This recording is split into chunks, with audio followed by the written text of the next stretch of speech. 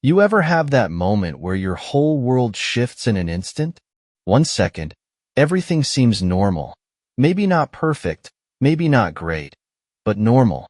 Then, the next second, it's like the ground beneath you vanishes and you're free falling, realizing that everything you believed was a complete lie.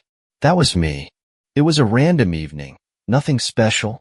I had come home a bit earlier than usual, exhausted from work.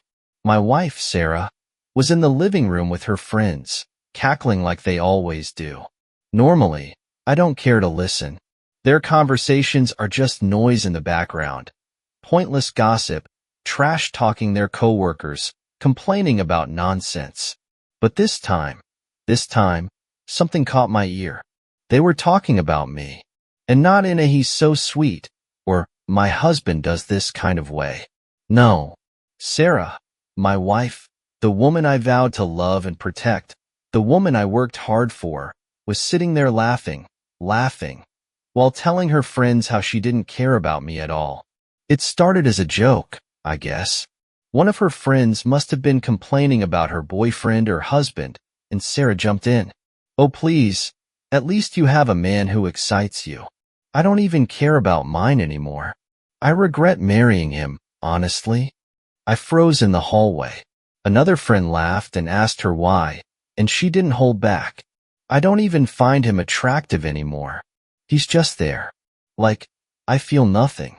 If I get the opportunity, I'd cheat in a heartbeat." The way they all laughed. The way she said it like it was nothing. Like I was just some furniture in her life, something useless she had to put up with. I couldn't believe what I was hearing. Every muscle in my body tensed up. My heart pounded like a drum in my chest. My jaw clenched so hard it hurt. I thought maybe I misheard, maybe she was exaggerating. But no. She kept going. "Honestly, if he left tomorrow, I wouldn't care. I might even be relieved." That was it. That was the moment something inside me snapped. I had spent years with this woman. Years. I gave her everything I had. I worked long hours to give us a good life. I stayed loyal, committed. I loved her. And this is how she talks about me? Like I'm some kind of mistake? Like I'm a burden? No. No way. She didn't know I was home yet. She didn't know I heard everything. And you know what? I wasn't going to give her the satisfaction of a confrontation. No yelling, no begging, no anger. Nothing. Because that would mean I still cared. But now? Now, I didn't. I didn't slam the door. I didn't storm in. I didn't demand answers or scream at her in front of her friends. No, that would have been too easy for her. That would have given her the drama, the attention. And I wasn't about to waste another ounce of emotion on this woman. Instead, I walked to our bedroom, quietly. I packed a bag with just what I needed. My wallet, phone, charger, some clothes. I took my keys. I went to my office and grabbed my important documents, passport, birth certificate, anything I needed. And then I walked right out the front door. No explanation. No argument. I was gone. Let her sit there and laugh with her friends. Let her enjoy her little gossip session. Because when she realized what just happened, when she woke up the next day and saw my side of the closet empty, my car gone, my presents erased from her life, she would know. She would know that she destroyed her marriage with her own careless words. And there would be no fixing it. I checked into a hotel that night, just sitting on the bed, staring at the wall. I wasn't sad. I wasn't heartbroken. I was just done. I replayed her words over and over in my head, like a song I hated but couldn't turn off. I don't even care about him. If I get the opportunity, I'd cheat in a heartbeat. If he left tomorrow, I wouldn't care. Well, congratulations, Sarah. You got your wish. I turned off my phone. No texts, no calls. Nothing. I knew she'd be drinking with her friends all night anyway, laughing, trash-talking me, completely unaware that her world was already falling apart. It wasn't until the next morning that I got my first text from her. "Where are you?" Then another. You didn't come home last night? I smiled. Oh, now she notices. I didn't respond. I let her sit with that confusion, that panic. I could imagine her checking the closet, seeing my stuff gone, walking through the house, realizing I wasn't just out for a walk or a drive. Maybe even calling my name, hoping I'd answer. But I wasn't going to. By noon, the text got more frantic. Can you at least tell me where you are? Are you okay? Please talk to me. Now she wanted to talk? Now she cared? Funny. Real funny. I waited. Let her stew in it. Let her feel even a fraction of what I felt when I heard her say those words about me so carelessly. Then, finally, I broke my silence. I sent one text. Just one. I heard everything. Her reply came almost instantly. Sarah. What?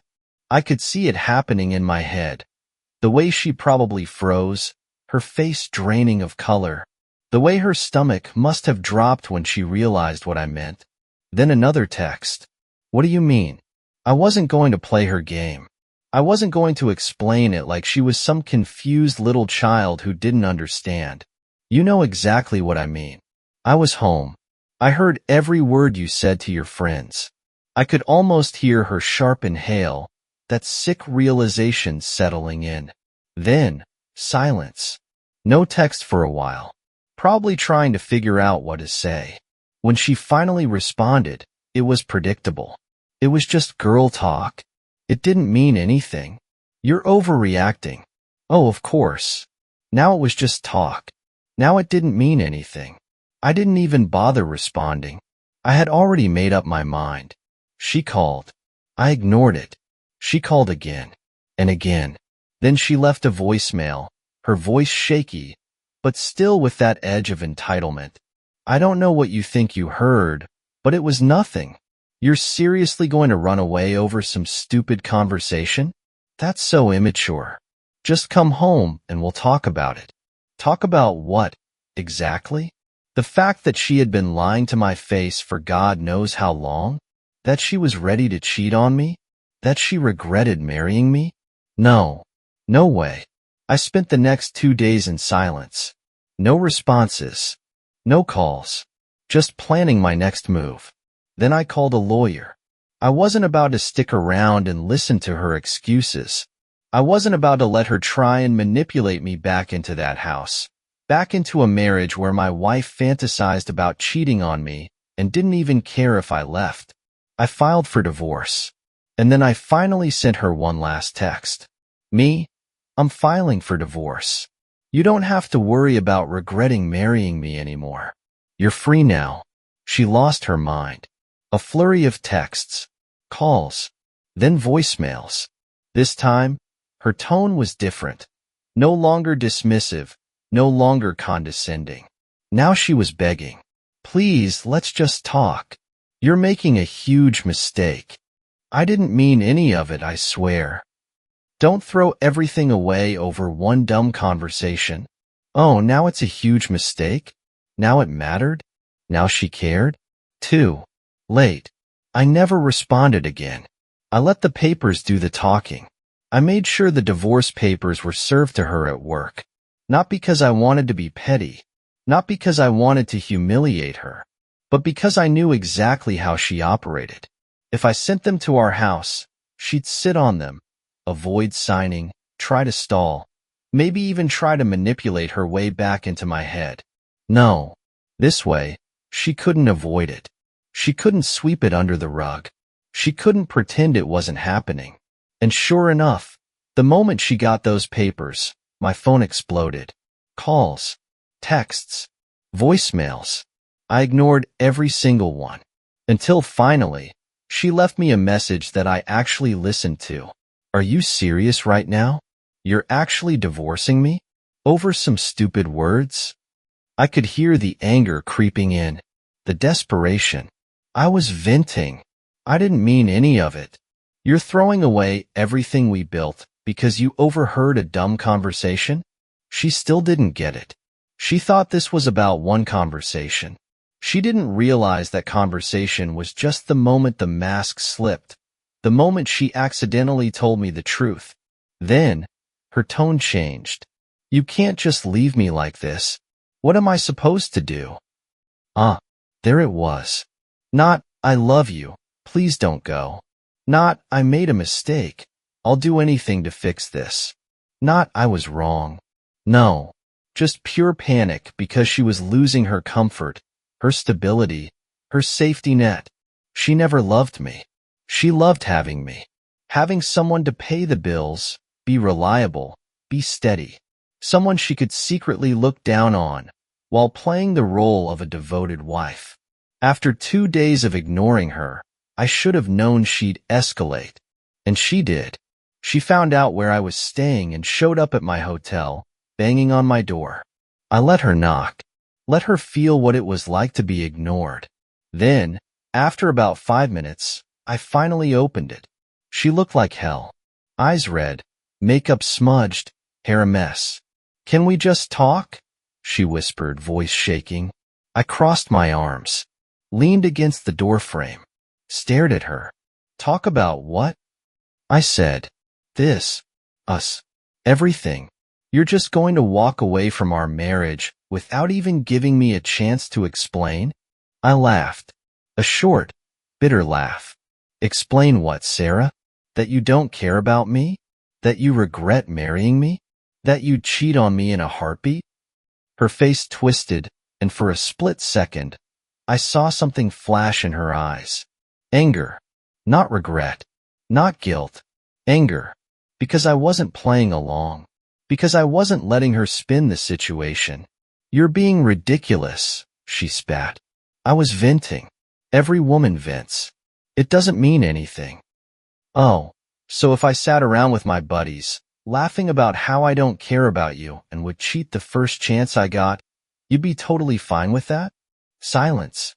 Yeah, that's what I thought. That's when the waterworks started. The big, dramatic tears.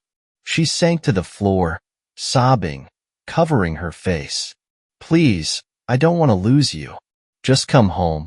Let's fix this. You're my husband. You're supposed to fight for us. Fight for what? A woman who already gave up on me behind my back? A wife who saw me as nothing more than a placeholder until someone better came along? No. I crouched down so we were eye level, and I spoke calmly, coldly. You fought for this the moment you opened your mouth that night. You lost the battle before I even knew there was a war. Her eyes widened. I stood up, stepped back into my hotel room, and shut the door in her face. And I swear to God, that was the most satisfying thing I've ever done in my life. After shutting the door in her face, I stood there for a moment, listening. I expected more banging, more yelling, more manipulation tactics. But instead, silence. Then, after a few seconds, I heard her footsteps storming down the hall. Good. Let her leave. Let her sulk. Let her process that she had finally lost control over me. I sat on the edge of the bed, taking a deep breath. It was strange. I thought I'd feel more anger, more heartbreak. But all I felt was relief. Like a weight had been lifted off my shoulders. Like I could finally breathe. And then, I moved on. Over the next few weeks, Sarah went through phases. First, she played the apologetic wife role. Text after text, begging me to come home, promising that she didn't mean it, that she was just venting, that we could work through this. I ignored every single one. Then, she switched tactics. She got angry. Wow, so that's it? You're really throwing away our marriage over some dumb gossip? You're so sensitive. It's pathetic. Good luck finding someone else who'll put up with your behavior. Oh, now I was the problem? Now I was too sensitive? Yeah. No. When that didn't work, she tried guilt-tripping me. Sarah, you're abandoning me. I gave you the best years of my life. Sarah, I don't know how to do this without you. Sarah, I'm broken. Please don't do this to me. I didn't even bother responding. I owed her nothing. Then, when she realized I was completely done, she pulled the last desperate card. She tried to make me jealous. One night, out of nowhere, I got a text from her. A picture of her in some tight dress at a bar, surrounded by guys. Sarah, guess I'll just have to move on too. I burst out laughing. It was so transparent. Like, what was I supposed to do? Get jealous? Go running back to claim her? I didn't even respond. But you know what's funny? Less than an hour later, she sent another message. Sarah, I didn't mean that. I miss you. Please come home. Pathetic. She had nobody. She knew she screwed up. And now, she was trying anything to pull me back in. But I was already gone. She dragged out the divorce process as long as she could. Tried to argue over stupid things. Stalled on signing papers. Even tried to get me to talk it out one last time. But I never budged. And eventually, she lost. The papers were finalized. The marriage was officially dead. And you know what? I never spoke to her again. She tried reaching out months later. Just a random, desperate, hey, how have you been? Text. I didn't respond. By that time, I was already building a new life. Living free. Actually enjoying my time without a woman who saw me as nothing more than a placeholder husband. And her? From what I heard through mutual friends, she never found that better option she was so eager for. She thought she could replace me easily. Thought I was just there. Thought she could say whatever she wanted behind my back and I'd still be waiting for her. She was wrong. And now? She's alone. Meanwhile, I've never been happier. Because the best revenge is moving on.